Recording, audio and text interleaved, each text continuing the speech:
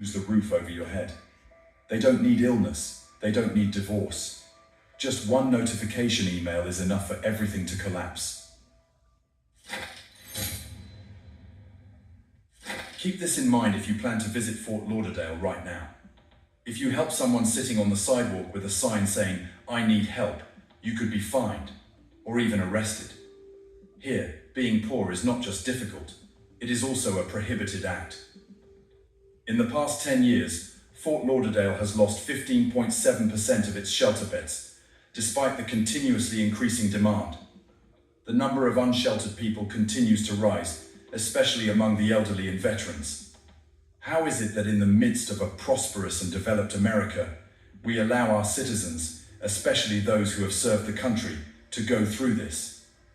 And if a person who once served the nation, who has lived here for decades, can still be forced out of the city like a worn-out item, then who among us is truly safe? Things are becoming increasingly alarming when a year ago, the city passed a ban on distributing food to the homeless in public places, unless with a special permit.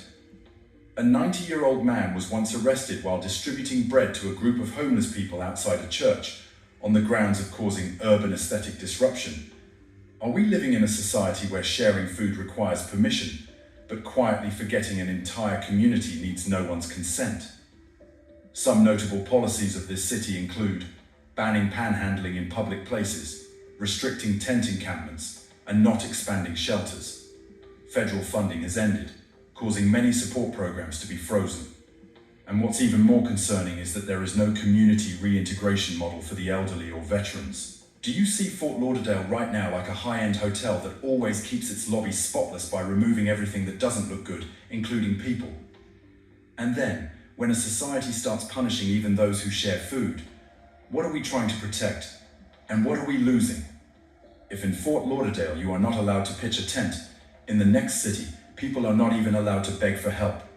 You are not allowed to pitch a tent, no begging for money, and you can't exist if you look too poor. Miami, where the sun never sets. But in some corners of the city, that light has never reached.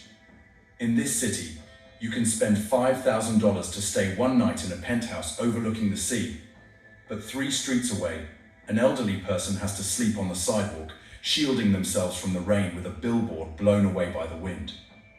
This is one of the few cities in the world that can be both a paradise and a hell, just a few steps apart.